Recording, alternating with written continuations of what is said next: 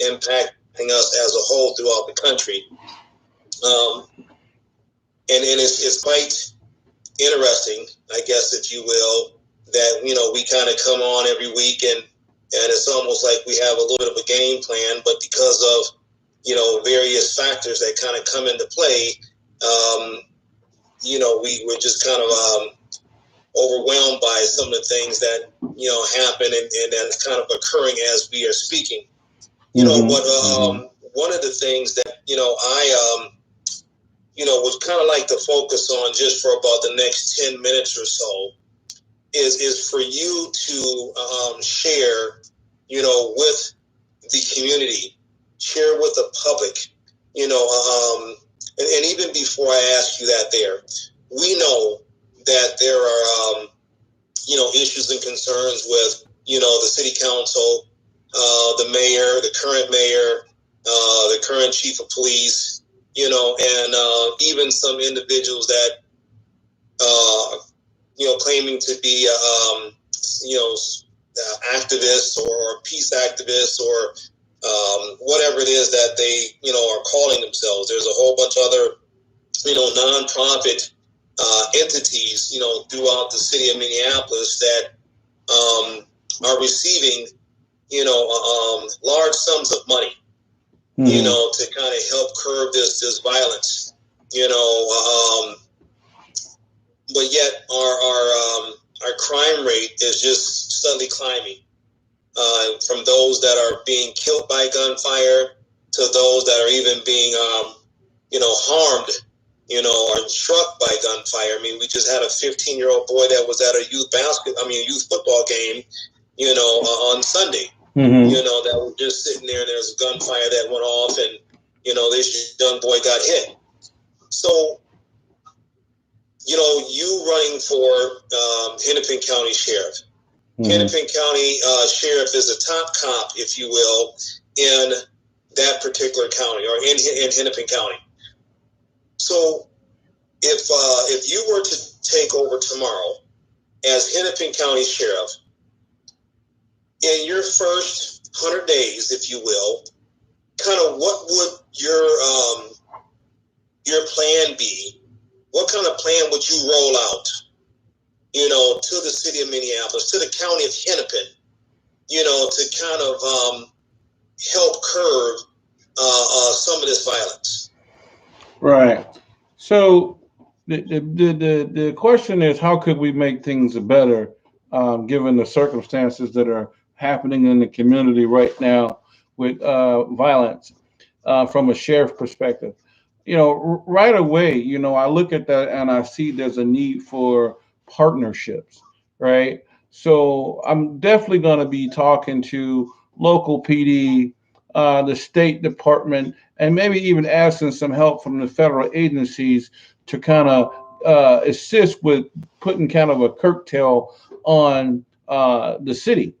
So, and the county as a whole. And what that would consist of, one, taking a look at our patrol package. What do we have in terms of manpower in our patrol package to put more bodies on the street, vigilant presence, if you would, right? To support those areas where we don't have the law enforcement bodies that we need. And then we're going to be working with the community to build a better rapport. So we're going to have, our publicists out there working on relations within the community as a whole, so that the community understands that it's not just a law enforcement issue, but this is a community issue. And so, you have to have the community and law enforcement working together to identify and solve problems inside that community. And then most importantly, identify with Minneapolis those targeted areas of high crime, and then shifting manpower to get those areas covered. Meeting with the city council to talk about what policies, or for lack of a better term, what ordinances that we could implement that would give the police the ability to interact with citizens in a positive fashion, so that we could try to keep areas of the community safe and addressing this gun issue. And that's the biggest thing is, with the ATF, having them in town so that we can try and track where these guns are coming in at. being able to make contact with individuals on the street in these high crime areas where they're just hanging out, and addressing these issues and talking about some of the departmental policies that are in place when it comes to pursuing and recovering individuals who are involved in violent crimes within the metropolitan area. So those are the key factors. Definitely looking at the budget to see where we have the funding to do that at, and then also looking at that third portion, which is the prosecution and the judge situation, right? And ensuring that we're on the same page, that the prosecutor is willing to prosecute cases properly, that he's asking for proper bond amounts, and then making sure that the judges are willing to hold people accountable in lieu of letting them out in situations where they're putting the community at risk. Those are the type of things that we want to implement. And of course, without doing that, you also have to bring in places like the Commissioner of Public Safety, maybe having the governor come on board and see what resources he can supply, since in the past he's kind of indicated that the troopers aren't prepared to be able to handle assisting inner city officers with those issues, which is shocking to me since we found ways to assist during riot situations, right? So I mean, I think that the important part is making sure that we're working together as one unit, and also, not necessarily pointing fingers, but putting together a legitimate plan of action to fix things, right? Because we've already identified what we know is wrong, but we need to come together and decide how we're going to put this together piece by piece and move forward with keeping the city and the community safe. That's the important part there. Absolutely. Well, I think that you definitely hit on some very key points, and one of the key points is partnership. I've said it before, and I'll say it again, and I'll keep saying it. It's okay to agree to disagree. Mm-hmm. But all entities have to be able to acknowledge and understand and respect each other's lanes in order for everyone to be able to kind of get the job done, in order to be able to provide these services and resources, et cetera, to the city of Minneapolis and even to the county of Hennepin, for that matter. Mm-hmm. And I do know that the sheriff's department is different from the city of Minneapolis as far as budget and all that other type of stuff. But I'm going to throw this out there, is that the chief of police from Minneapolis was asking for $27 million budget, and some of that money was to pay for the 250 plus officers that have left. Mm-hmm. I know that they're looking at other officers, are expecting other officers to leave as well. Mm-hmm. I believe that each one of those officers had like a price tag of like about $135,000 or somewhere off up in that area. Right, 175. Yeah. And right now they're a little bit up under 600 officers as far as on the job right now, and that they're going to definitely be taking some of that money to replenish, if you will, officers kind of back on the street. And we know that, that's just not a overnight type of task. So, and we know that individuals, not everyone passes, the FTO. At the same time, we don't want the city of Minneapolis just taking anybody and everybody just because, they're short and so on and so forth, and they need bodies, because that's not going to necessarily provide the type of service, if you will, to the community. But then, you also kind of talked about, kind of talking to various entities and bringing back, various ordinances that will give the police, or I should say law enforcement, the meat and potatoes, if you will, to kind of take back the streets, if you will, kind of provide that safety and security. But there's always going to be entities that's going to, fight back and say that, we don't want this to be a police state. We don't want the police to be stopping us and asking us where we're going, and and it's okay if we're standing in front, of this building, even though that is closed and it's 1 o'clock in the morning, who are we hurting, and all this other type of stuff, so what would be kind of your response, if in talking to a group as such? So my response would be, I have to look at how this affects the community safety as a whole. Hanging out in these areas where they're high crime, targeted areas by criminals, puts people's safety at risk. And so if we have people that are hanging in these areas and we're not able to kind of make sure that they're going and coming, then we're setting a stage for people to be in a position for someone to easily locate them and do them harm. And so the important part is to keep people safe.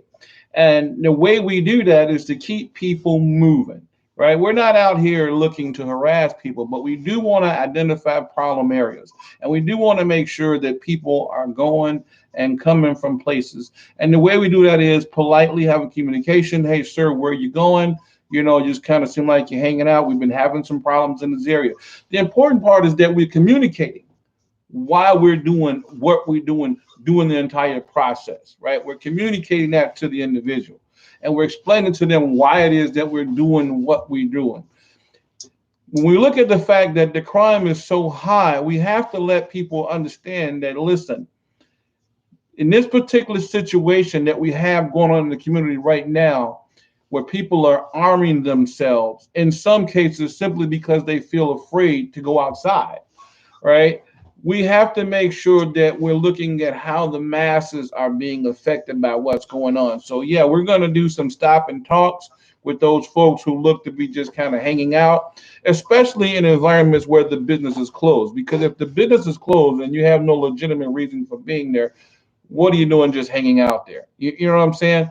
And so we want to move those elements along the way and keep them moving so they don't become targets to whatever individuals they have problems with moving forward in the future. So it's primarily wholeheartedly about keeping people safe, looking at problem areas, how to keep the bad guys out of that area, forcing them to take it elsewhere, right? Because we don't want that in our community. We don't want that in any community, but more importantly, we don't want it in our community to be, causing people damage. As you can see, people are hanging out and innocent people are getting shot.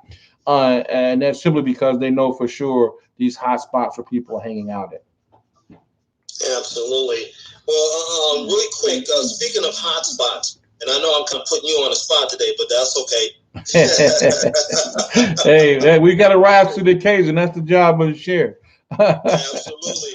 So speaking of hot spots, I'm going to kind of talk about a few little different things here. I see that they're talking about moving Murrin Drugstore.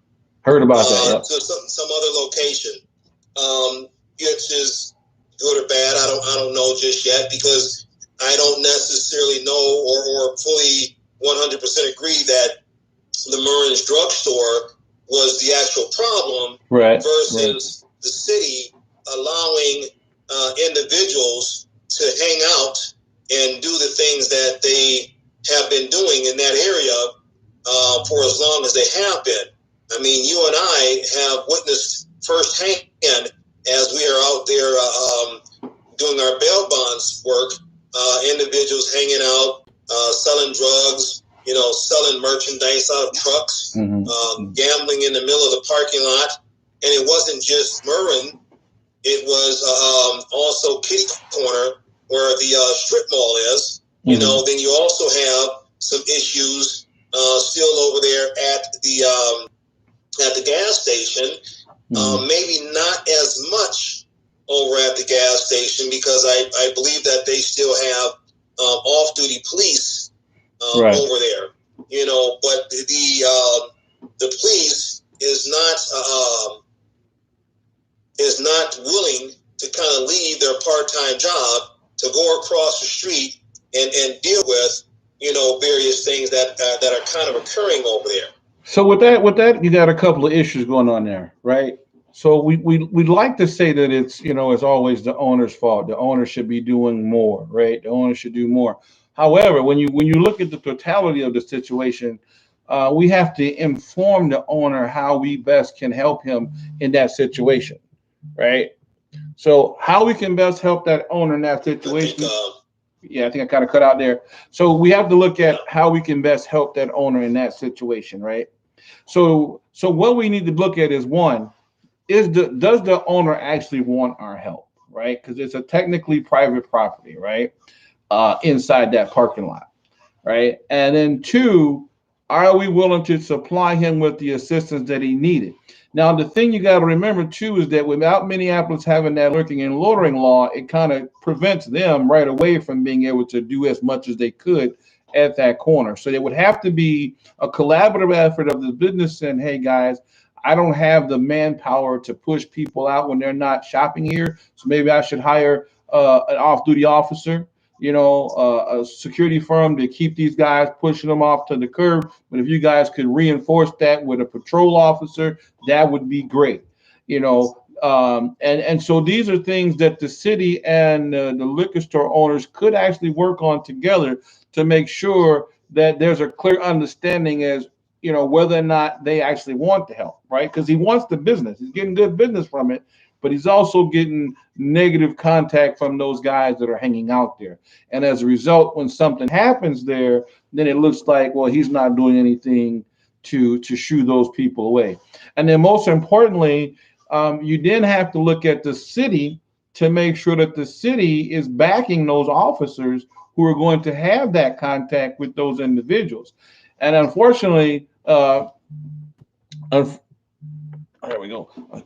Unfortunately, in that situation, what you have is a negative element that's kind of known to hang out there, right?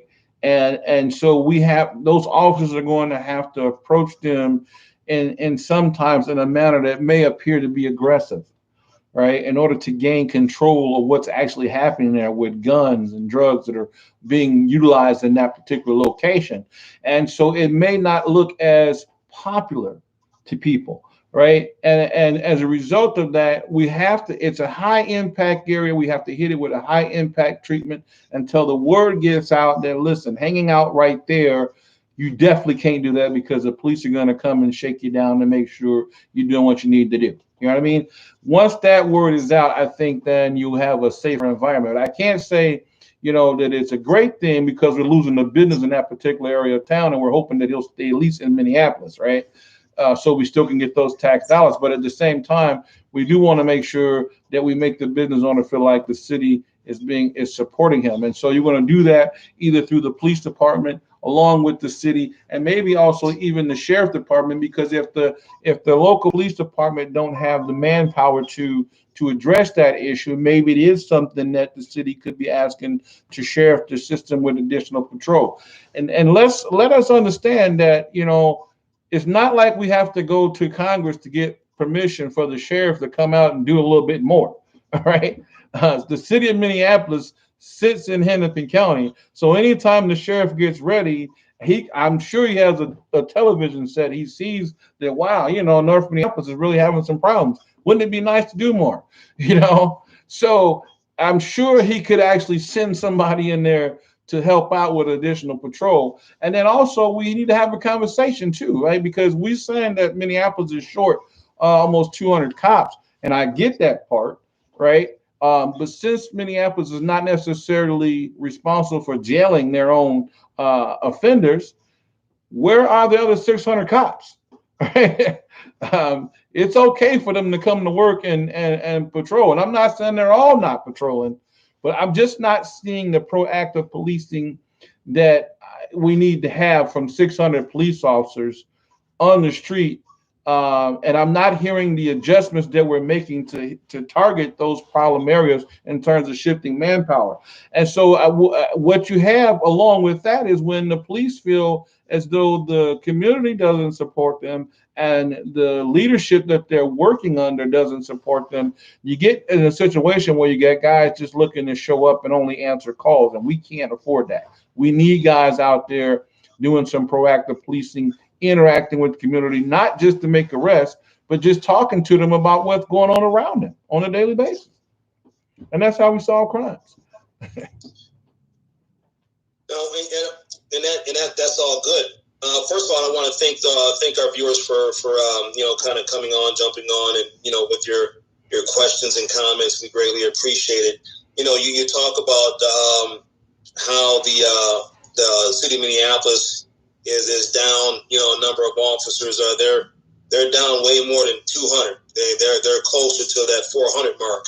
Mm-hmm. We talk about the little bit that's up under 600 that are left. And they're still having to staff the street. They're still staffing various supervisory positions. Juvenile unit, homicide unit.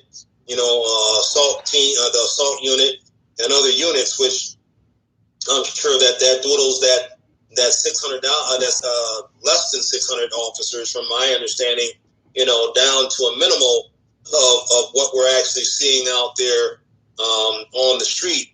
So I'm sure that's having an impact. But then I just wanted to kind of go back and kind of talk a little bit about, and you had touched on it earlier, about the judges and how we need to be on the same page, with the judges, and that the judges are not letting individuals out on these much smaller bonds, which then in that case keeps Liberty bail bonds and others, extremely busy, because these individuals are back out, within a very short period of time, thinking, feeling, and believing that the system is not going to touch them, or whatever. And we have a number of offenders that are back on the street committing the same crimes, as they end up catching a second or maybe even a third or fourth charge. So I think that's going to be critical, as we talk to the judges and whatever other entities that needs to be spoken to, that's at this round table, in order to get that understood.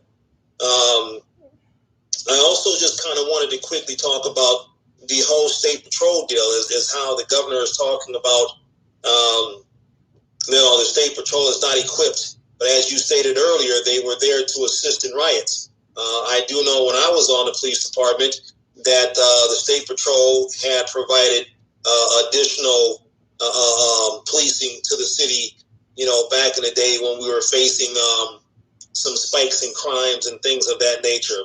So I think that the governor is basically doing us a disservice, as he makes a comment like that there, but yet he wants to kind of get on TV and push a $200 gift card, and say that we'll throw your name in a hat, once a week, for young folks between ages of 12 and 17 or something like that there, in order for you to be able to go to school for free.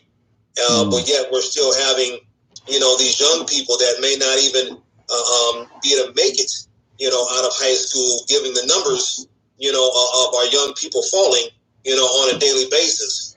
Right. So again, to me, shame on you, Mr. Governor. I think that you could be and should be doing much more with this epidemic that we are facing here in Hennepin County, primarily in the city of Minneapolis. Do we know, or what have you heard recently in regards to the upcoming trial with the Brooklyn Center officer?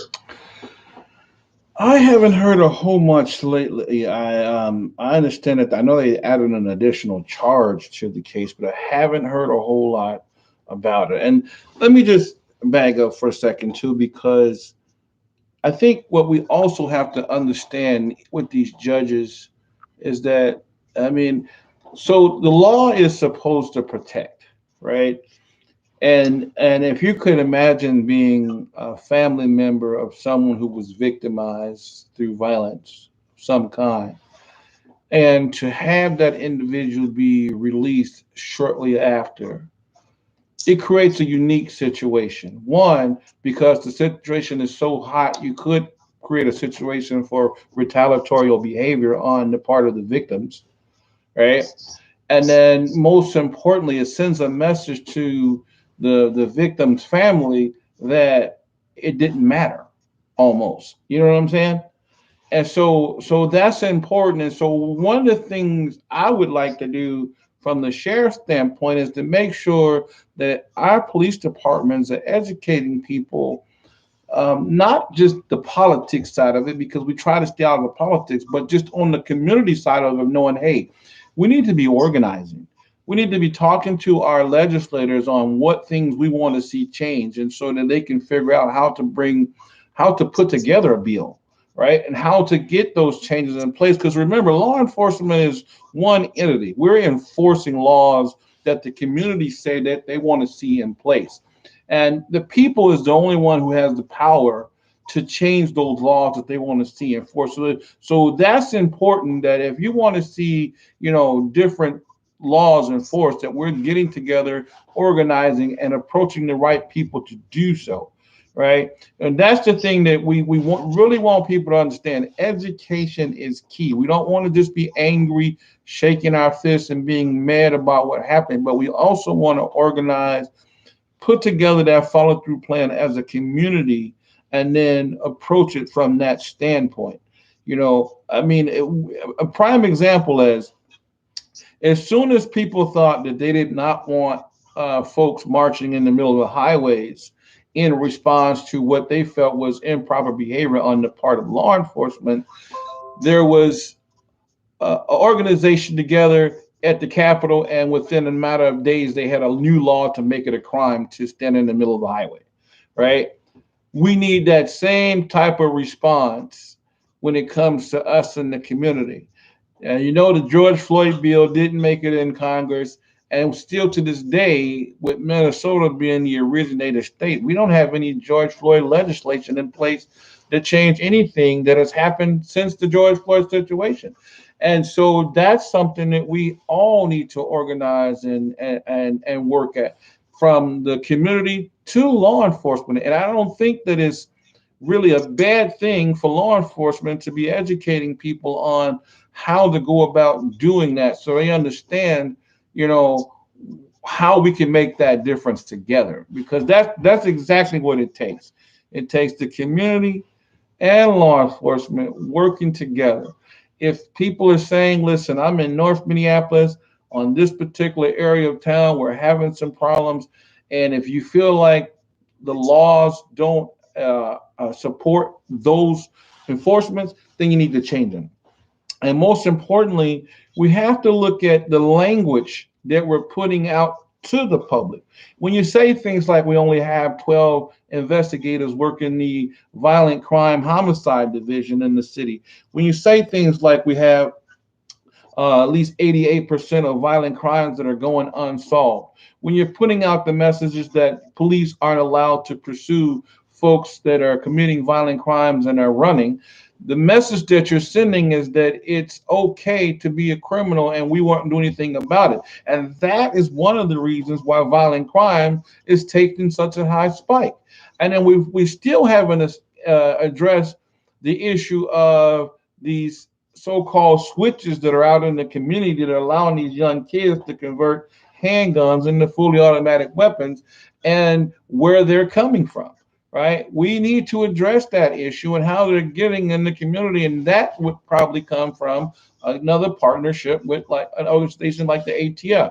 So these are some things that we need to be taking a look at. Real quick here before you get going again, Beeks. We're at that halfway mark, so again, I want to get that backpack in there. And for those of you guys again that don't know about the backpack, it consists of making sure that you got your driver's license and insurance in the vehicle with you before you drive off in the car. This way, if you're stopped by law enforcement, it's right above the visor. You can easily access it without there being confusion that you're reaching for a weapon of some kind. Remember to stay calm, be polite, let the officer go through his spills. Ask polite questions, allow the officer to respond, stay calm as possible. Same thing if you're walking down the street, make sure you got your ID or driver's license with you. Stay calm, let the officer go through his spiel. Remember, if the officer does something that you don't agree with, we can address it at a later moment. Most important thing is to get home to your families. Now go ahead, Beeks. So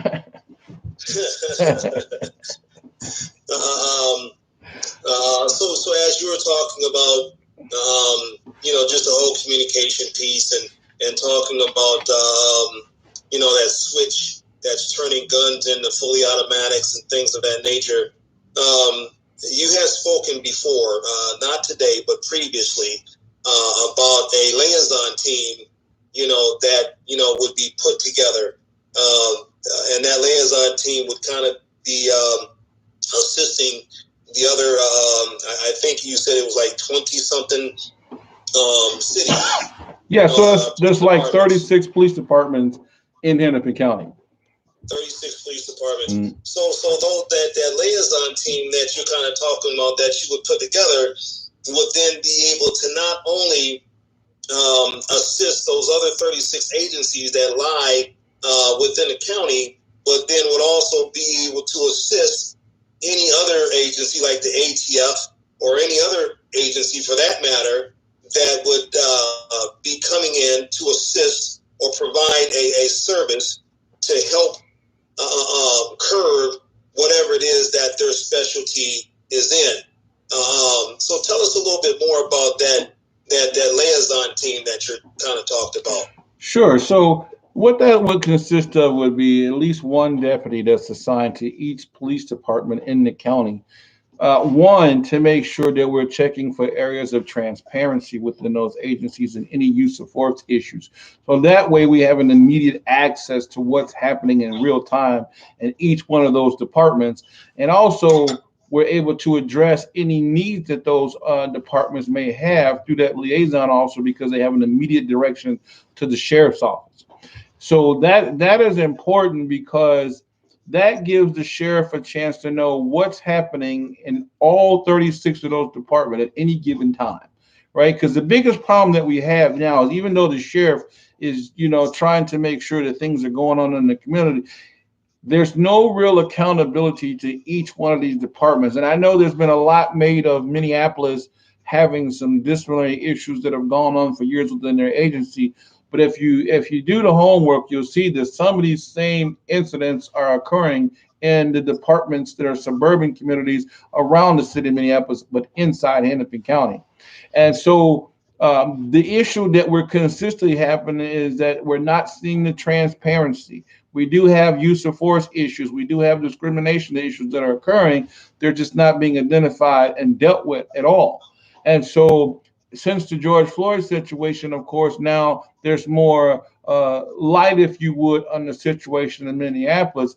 But I still say that before the Department of Justice decided to do an internal investigation, there should have been already an internal investigation and audit going on from the sheriff department because Minneapolis sits in Hennepin County.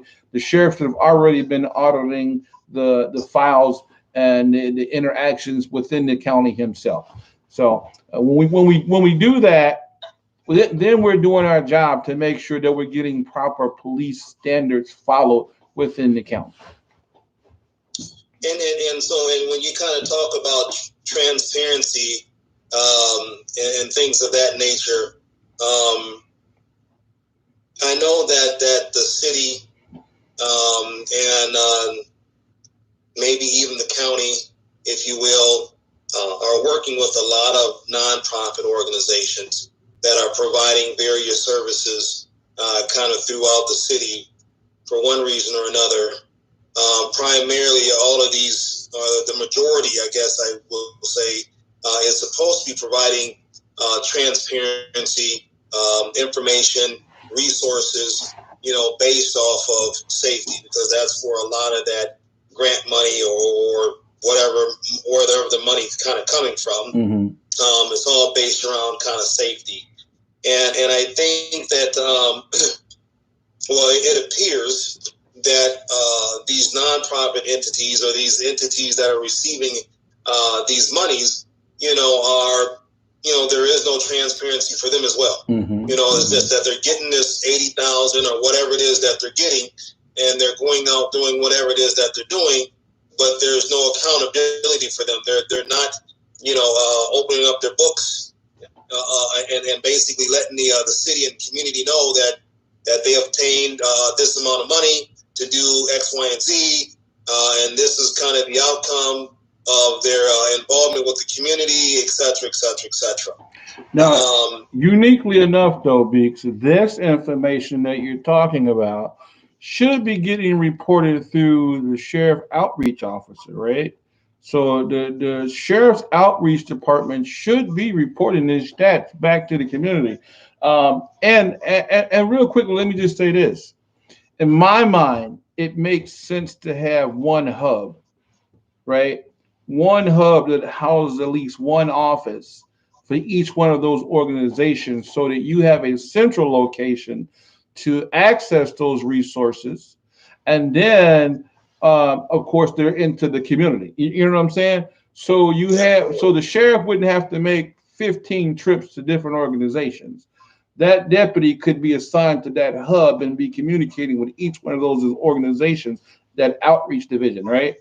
And so they would report whatever they're doing. And then as part of his report, he should be submitting that through the sheriff's department back to the community. So we know how many dollars from the county and city level are going toward programs that are supposedly making an impact in the community for safety issues. I think that's the way to go about it, because then there's no secret, there's no finger pointing, right? And then at the same time, we're working together, because I'm not saying that they're not providing the services, but the problem is that we're providing services that are in some cases really good, but they're in different directions, right?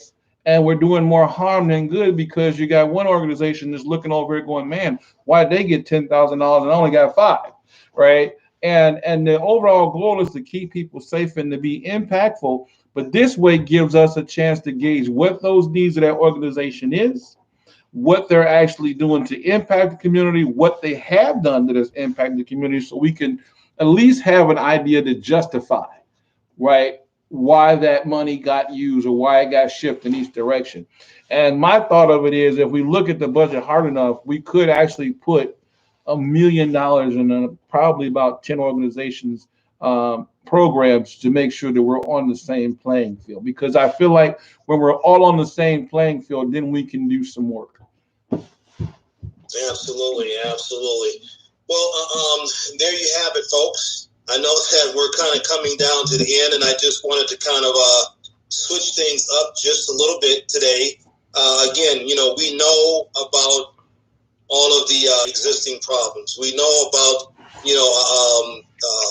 current problems that just kind of happening today. We even kind of have an idea about future problems, if you will. And we kind of talk about that, on a weekly basis. And but I guess I just wanted to give you, the viewing people, a little bit more of an insight on Mr. Banks as far as what his vision is. As he is running for Hennepin County Sheriff.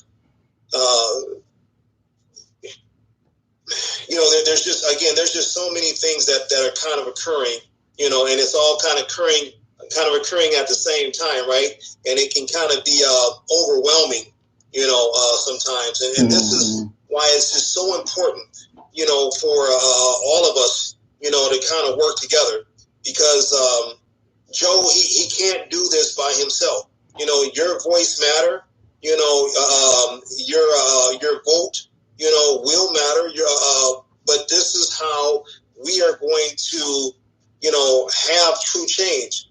And yes, this is a lot easier said than done. We know that, but we also believe that with, Joe's vision, that we will be able to kind of carry this out and carry this through, because again, we have to have follow up and follow through in whatever it is that we do, right? And I believe, in my hearts of hearts that, between the both of us, along with other individuals that we will bring on to the team, and also other entities that we will be working with, in a very close manner, that we can turn the city of Minneapolis and also the county of Hennepin, in a whole new direction that is going to be inclusive for everyone and benefit everyone on multiple levels in regards to safety and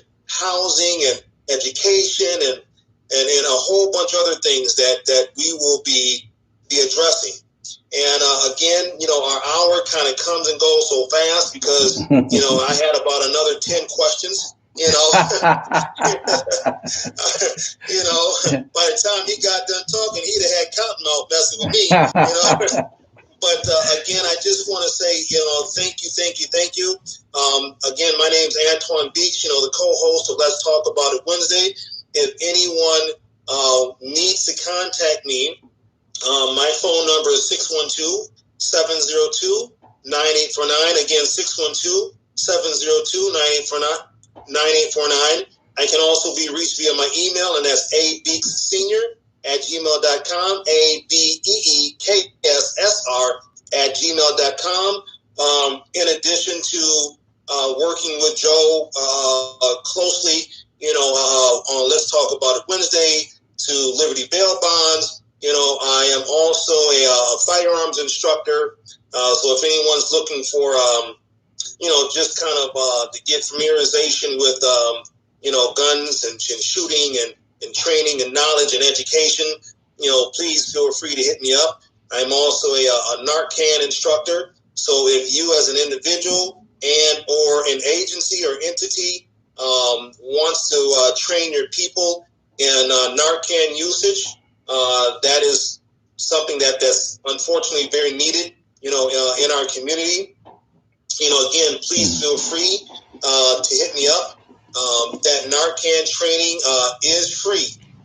It is free. Can I say that again, bro? Mm-hmm. It's free. All right? Mm-hmm. So you ain't got to be worrying about how much it's going to cost you or whatever the case may be. Exactly. Again, the Narcan training is free. The gun classes, yes, there's a fee for that one. But but again, people, listen. Now's the time. Seriously. All jokes aside, I know we like to have fun on the show and stuff as well. But now is the time. And I guess I'm going to kind of leave it at that. If now was the time. Just be prepared and be ready, to be part of this change in a more positive and productive way. And if anyone has any questions, comments, concerns, Joe is going to provide you, with his information here shortly. One last thing, Joe, before I kind of give up the mic. I will say this here. There's a difference, people, between police reform and defunding the police. I'll say it again. There's a big difference between police reform and defunding the police. The city, the county, has a due diligence to provide some form of safety, to you, us as citizens. Okay? So there will be some form of law enforcement being provided within the city of Minneapolis, whether that's going to be a reformed Minneapolis Police Department, or if it's going to be someone such as a Hennepin County Sheriff Department that's going to kind of step in and provide those services. And what is that going to look like? But again, be careful what you ask for. That vote is coming up. It's on the ballot. So again, in my opinion, to vote yes, to defund the police department, you're basically saying that you don't care, about your safety. And it may not just be your safety. And I know firsthand of how it is to be a police officer and to get a phone call from a family member, saying that one of your family members has been shot, and there's very little that you can do about it. So again, this is not just about you. It's about your loved ones. It's about your friends. It's about your community. It's about the city as a whole. Mm-hmm. And if you care and love, your city and want what's best for your city, be very cautious and be very careful on how you vote when it comes to defunding the police department. Again, there's a big difference between reform and defunding.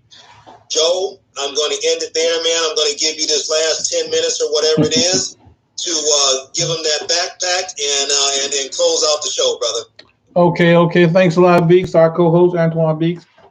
Guys, the first thing is that, look, we care about the people, right? We care about the people. We want to see people be able to enjoy life and be safe. And that's the important part. We're pushing a law enforcement agency that will have more focus on discretional authority. And I say this all the time. That's whether this is an arrestable moment or teachable moment. And we're not reinventing the wheel. We're just asking for officers to slow things down enough to decide whether or not there actually needs to be an arrest here. Remember, we're here in the community to make life better.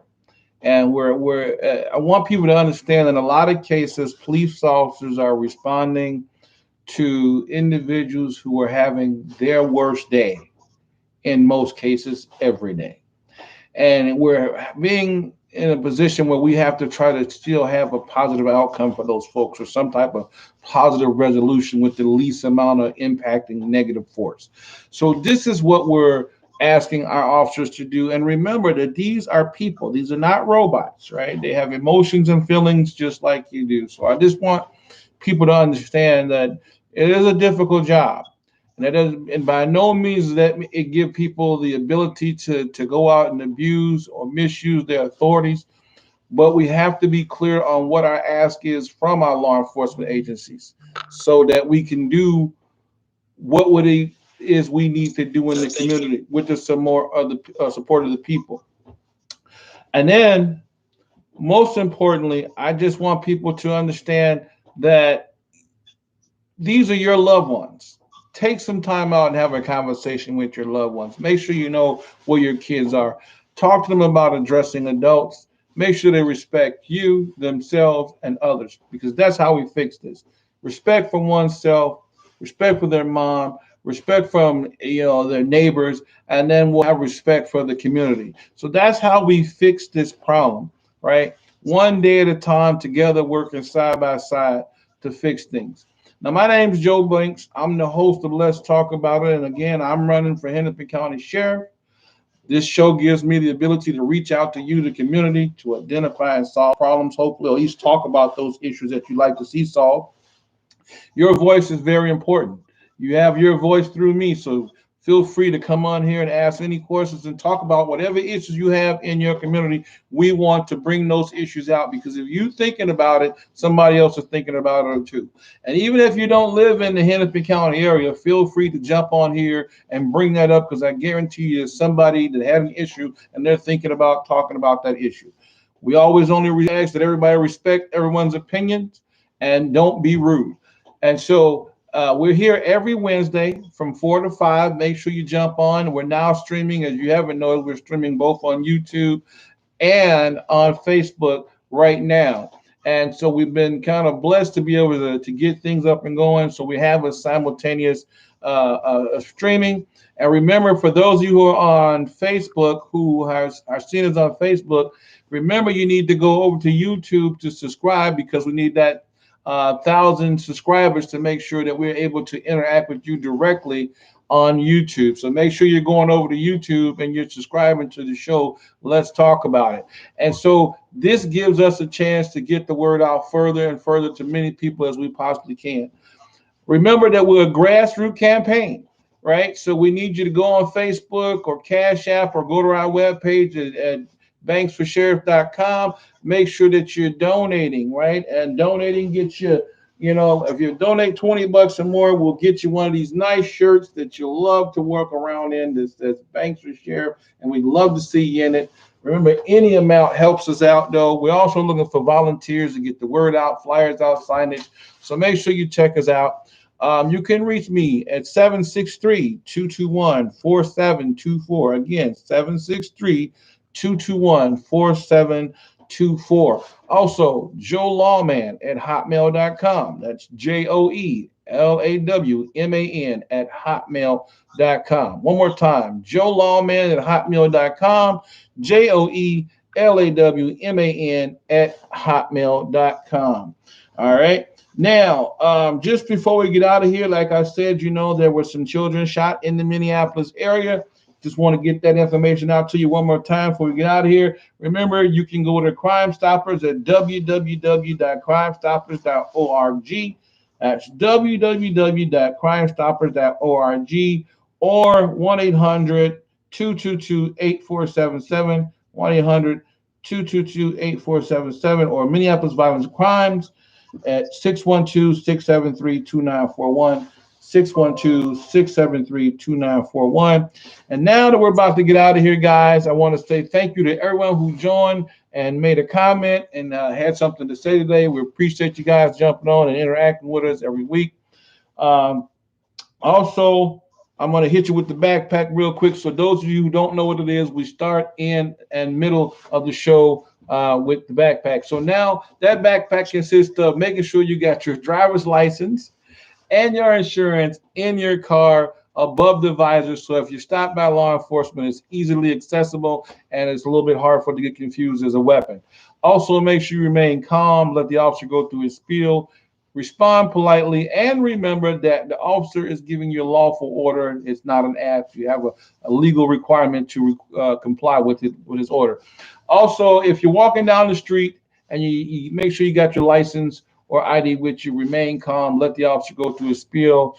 And as always, get home safely to your family, because that is the goal of the day, to make it back home to your loved ones. Remember, anything that the officer does that you don't agree with, we can address it at a different date and time. So thank you, guys. Remember, we're here every Wednesday, 4 to 5, and we just talked about it. Have a good night. Good night.